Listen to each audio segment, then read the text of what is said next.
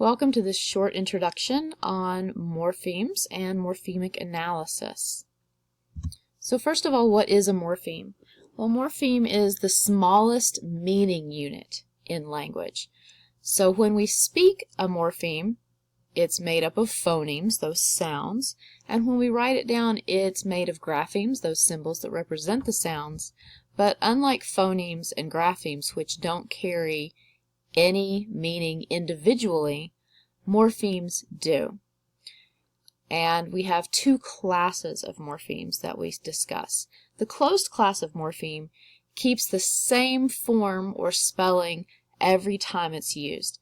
So this includes conjunctions such as and, or, nor, pronouns such as he, she, it, they, determiners, a, the, and helping verbs such as may, can, and will.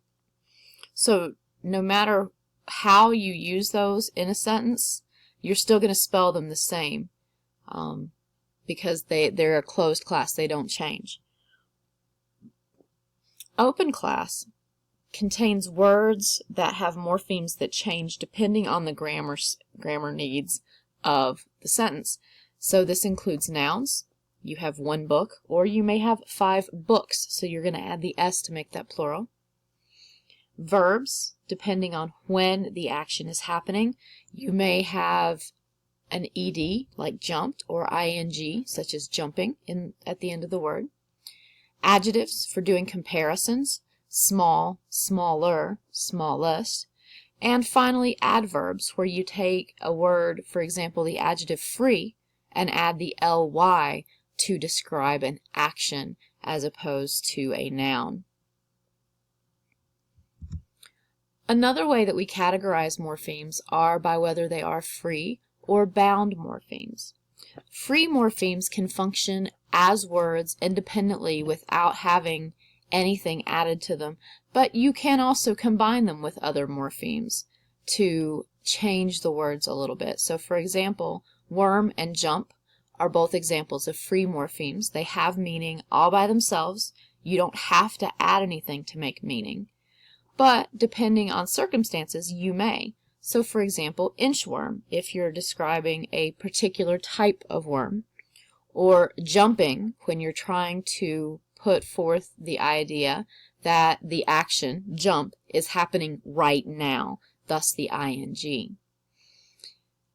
Bound morphemes are word parts that are used in conjunction with other word parts.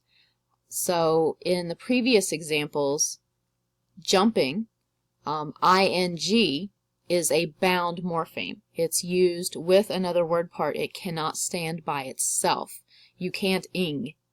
You have to have something attached to the ing in order to make a meaningful word. Bound morphemes can include prefixes, suffixes, and some root words. Root words such as ject, meaning throw, graph, meaning to write or draw, photo, which means light. These may be either free or bound, depending on the root and depending on how it's used. In particular, photo is now used as short for photograph, and graph, if we just talk about a graph, it's basically a chart or some sort of visual representation of data. And this is a result of changes in our language over time. Prefixes, such as un and pre, are bound morphemes. You can't just un, or you can't just pre. You've got to pre-what. And then there's the prefix super, which originally was a bound morpheme. However, over time, we have changed our use of language, and thus super now can also be a free morpheme, where originally it was not. And finally, we have suffixes such as ed, ist, and ology that are all bound morphemes. They have to be attached to some other morpheme in order to make sense. For more about free and bound morphemes and the types of morphemes, or the types of morphemes that fit within each of those, see lists 41 through 49 in your book of lists.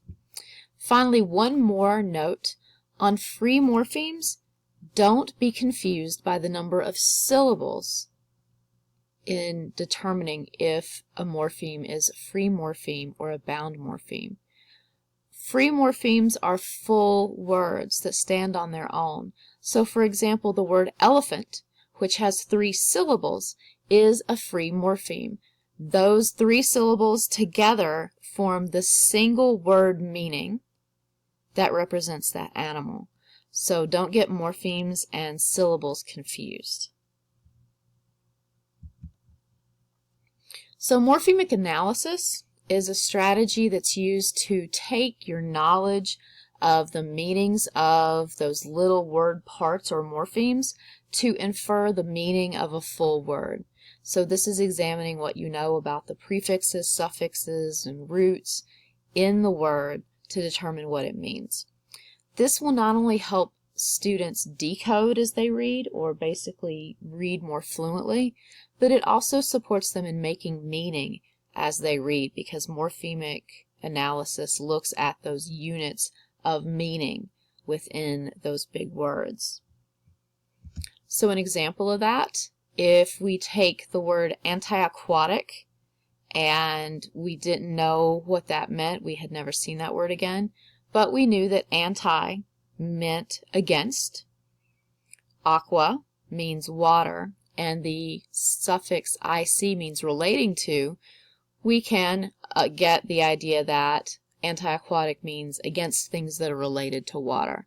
And then using that and context of the passage, then we can make meaning and move on with a good understanding of what just happened in that passage. So this is the kind of thing you're going to ask students to do when they're doing morphemic analysis, is to pull out the prefixes, the suffixes, the word roots, and then determine the meanings of those little pieces and put them together just like an equation to make a definition of the full word.